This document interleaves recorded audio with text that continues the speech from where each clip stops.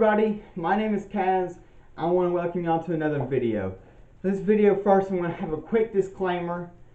I'm not 100% an expert on any of the topics I'm going to mention. I'm sorry about that. But it's not something that I've had to deal with. Because I'm going to be talking about topics dealing with transgender, transition before hormones, and ways to feel more comfortable in your body. I've not had to deal with this specifically myself for the ways that I'm going to be talking about. However, I'm going to be I've been doing a lot of research from different websites and different YouTube videos and stuff like that have been able to help me. And I'll link one YouTuber down below that's helped me with the research, at least for this video,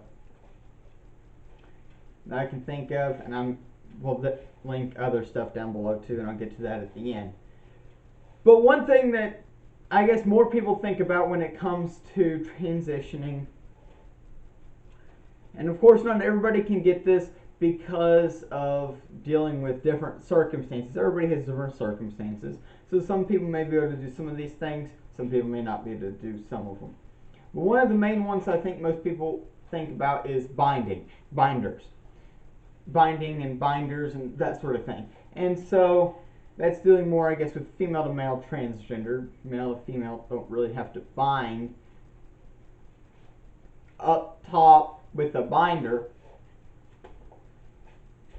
But basically,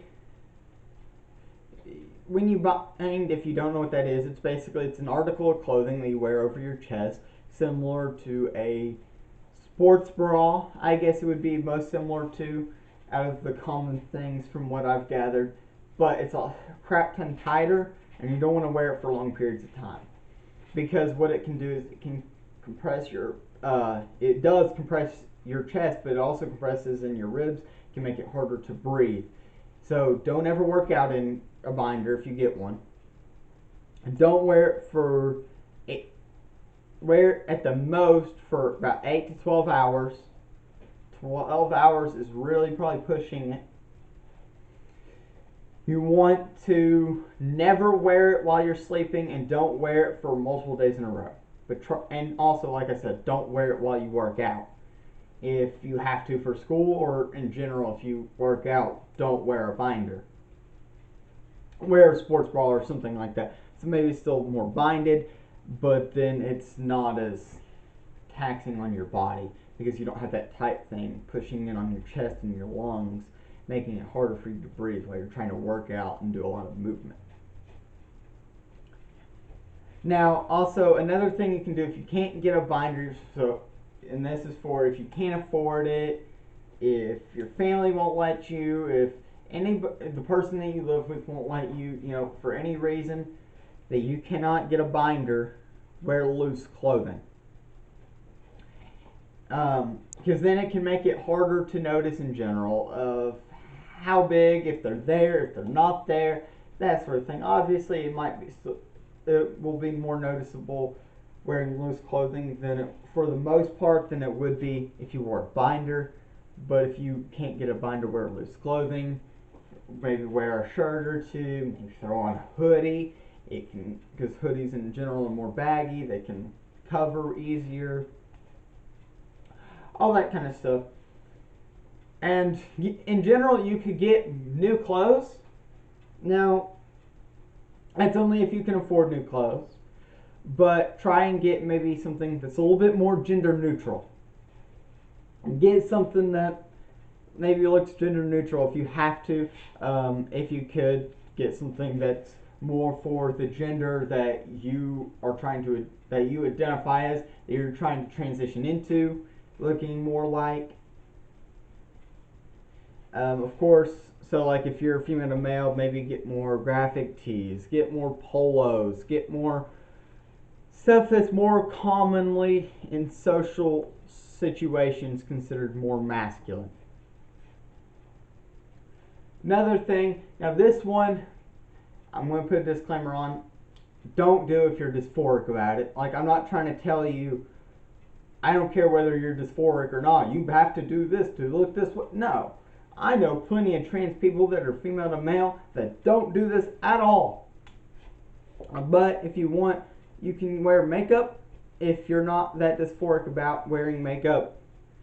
That can give yourself like more pronounced jawline and that sort of stuff to make your body look more masculine.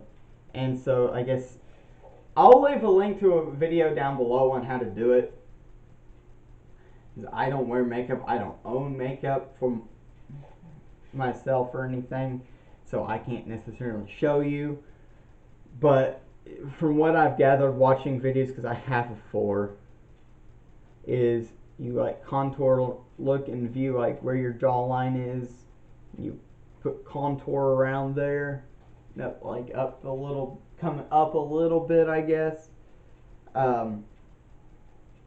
And you're going to be, and then kind of blend that in up here, blend it down here, and it will give the idea and look like your jawline is more pronounced, like it's more, like your body build is more masculine. I don't really have that pronounced of a jawline. I do then more than girls, I guess, but I still get called a guy because biologically I am, sadly. Now, another thing though that you could do, now of course hormones can help with raising your voice. It won't help as much if you're male to female. It won't raise your voice that much. Estrogen, or because I think that's the hormone that you use when you're male or female. I think that's the hormone you take. It will raise your voice. Like, don't get me wrong. I've know people that it raises their voice, but it's very minimal compared to female to male. Testosterone will lower your voice like a decent amount. So, I mean, and you can use this step, I guess, or this idea with that to help it lower your voice or raise your voice more, or before it, and that's voice training. And there's videos on YouTube about it. I don't know if I'll necessarily link those, just because those are different for everybody. And it's just whichever one works the best for you and your situation and where you want to get your voice to be, whether how low you want it or how high you want it. So, but again, just searching voice training for trans and then FTM or MTF, depending on what you are, and you'll get an idea of what people have for you. Another thing you could do is workout. Now, guys, for the most part, males, I'll say not guys, I'll just say males, for the most part, like biological, when I say males, I'm referring to biological males like me, people that were born a male, and so they were forced into being male. Whether they identify as that or not, that's different, but generally males have larger muscle mass than females. I mean, of course, that's different for some guys than others, but in general, guys have stronger muscles and that sort of thing, have more muscle mass, and so they're more defined, more noticeable muscles. Females don't really as much, and it takes longer for them to build muscles to get bulky and get noticed. If you're female to male, I would recommend you try that though. Try to build muscle. Tone it first. Just to get used to the idea of lifting weights and that sort of thing. But after you get it toned and have done that for maybe 2 or 3 sessions or something, go into build actually with heavier weights and less reps is what you do for gaining toning. You use a lighter weight, but you do more of it. And toning is basically just maintaining what you have, whereas gaining is pushing yourself. And note, if you are pushing yourself, it will hurt. but keep to what you say. If you say, I want to do 3 sets of 10 reps with a 25-pound weight curling, do all of those reps and all of those sets, and do them at the same speed, and do it controlled.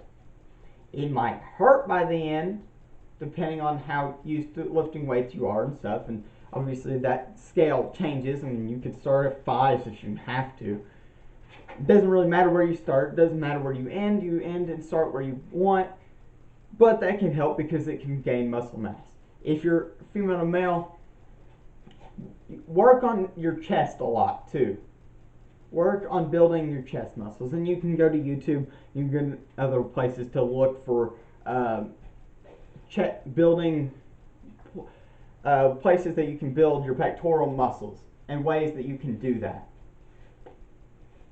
Now, that being said, it's still difficult, I guess, to do. It still takes a little bit, don't get me wrong, and all of this will. Now, if you really want to as well, some people like having long hair, some guys like having long hair, some females like having short hair. It doesn't matter, but social constructs, men have short hair, women have long hair. So get your hair cut, if you can, at least. And if you have to get something, at least just get your hair, if you're a female, ask to get your haircut shorter. It doesn't have to necessarily be a more masculine haircut.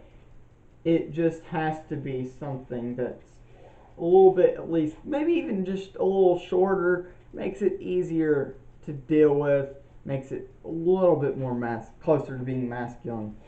If your family won't let you go down to something like I have or other guys have. Which I've seen females with this haircut, I've seen guys with this haircut, I've seen anything. So it really just is up to you and up to what makes you feel comfortable. Now, another thing I want to state is misgender. So don't let that get to you ever. In general, it's good to just not let that get to you and try to not keep it bottled in, but try not to extreme stress over it, because stress is bad for you. And so I want you though to, especially if, I'll give a hypothetical situation. If you're at a restaurant and a waiter or waitress comes up to you and says, "Ma'am, what do you want?" and you identify as male, but because you're female to male, but they don't know that, they didn't ask your pronouns, don't freak out about that. Because I know people that have, and I know people that do, just constantly. Try not to, unless it's something that is just so extremely bad, you can tap them on the shoulder and be like, "Hey, I'm sorry, but can you maybe call me this, or use these pronouns," or something like that, if you have to. But otherwise, just try to whatever, because they're just trying to do their job. They're not necessarily meaning anything hurtful by it. The most that they're trying to do is just do their, like I said, do their job and get you what you want. They're not trying to hurt you by using the wrong pronouns. And that leads me to, I guess, one of the last steps, and that's patience. Be patient with everything in this. Even if you're on hormones, be patient. You're not going to get instant results. You're not going to have instant facial hair. Now, that's another thing too I actually will go over here after patience. I didn't think about earlier. But if, for instance, you're like, "Oh, this is when I'll be able to do hormones.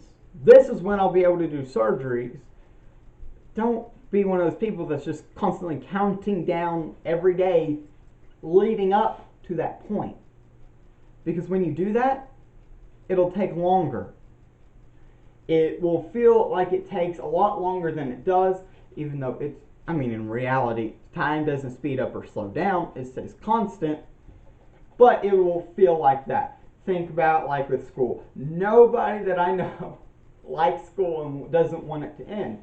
But even when, like, unless you're dealing with some bad stuff at home, I'm trying not to cuss, make it a little bit more PG because I know that this topic can hit people that are younger. So I caught myself there. If you're wondering what that was. But anyway, like I was saying though, if you have something bad at home and you're like, I really don't want this, the school day seems like it goes by faster. At least in my ideas. In my thought process, in the way that I've dealt with school when I was in school. I'm graduated now. But when I was in school, that's the way that it was for me. If I didn't want something at the end of school, or if I didn't want this certain class, it came like that, and then that class felt like it lasted the next 2 to 3 years. Or 2 to 3 days, I guess, probably more realistic. But you know what I'm saying. When you want something to end, or something to come, it takes forever. When you want it to not come and you want it to stay away, it feels like it comes quicker. So that's really just something that you really just kind of, I guess, got to think about and got to realize, oh, well, I guess that's just kind of the way that is, you know? And so, I guess, to make the long story short here, you need to be patient. Now, the other thing that I can think of is, so everybody knows humans are mammals. This is a weird way to start this. Don't know why I am this way, but I am. Humans are mammals, and we have hair on every square inch of our body, whether we're male or female. It just depends. Just that can determine whether it's noticeable like this, or whether it's nice, short, and like a blonde hair. And not noticeable at all. Of course, some areas don't have hair, like your palms or your hands, stuff that you're using that will, you're moving around more. The bottoms of your feet don't normally have hair. All that sort of stuff and all that. But now, so that means females still have facial hair. It's kind of what I'm leading into.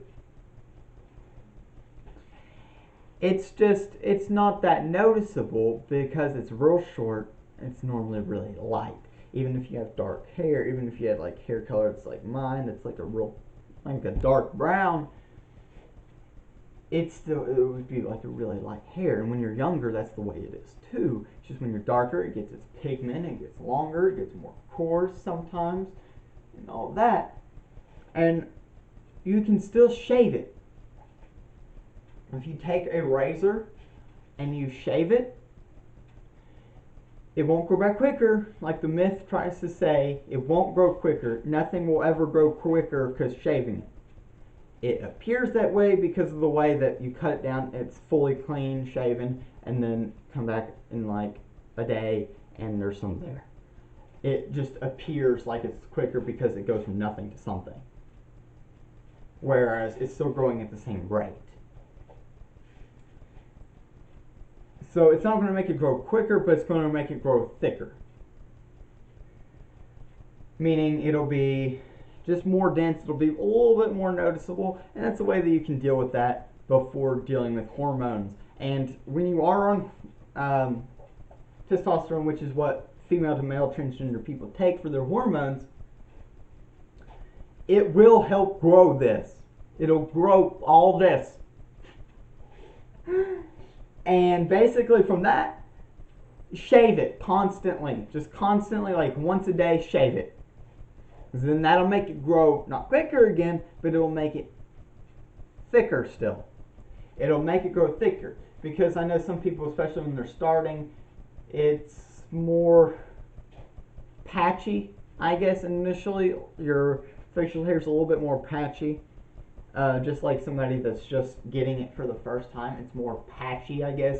It's not a full, you're not going to end up instantly just growing from every little pore on your face, growing this nice, luscious, thick beard or mustache. But do shave constantly for a little bit. until it starts to come in more full, starts to come in where you want it, and then you just trim it, shave where you want it, shave, all that sort of stuff. So that's basically where I'm going to leave this video. I want to thank each and every one of you all for watching. Remember to like and subscribe and click the notification bell for to be notified of future uploads. And I want to tell you all to have a great day and be the best you that you can be. Remember, I'm going to leave a couple links down in the description for a couple videos, one to help with the makeup and one for that other YouTuber that I got some of these ideas from. And I also am going to leave a link in the description for my Twitter.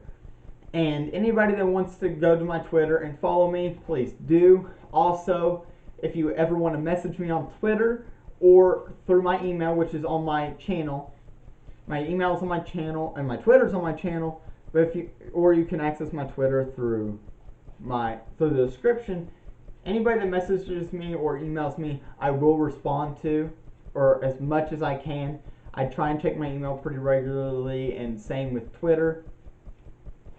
And I'm trying to post more frequently on Twitter, and I might start posting things that I might do for this. And if you have any ideas or anything like that for a video, tag me in it or message me or something along those lines, or email me or something like that. And if you have anything personally that you want me to try to help you with, I can. So like I said, Happy New Year. Sorry about the Christmas stuff. I don't know if I said that before, but I'm recording it before Christmas. So anyway, Happy New Year. Hope 2020 treats you all well. Have a great time. Be the best you can be.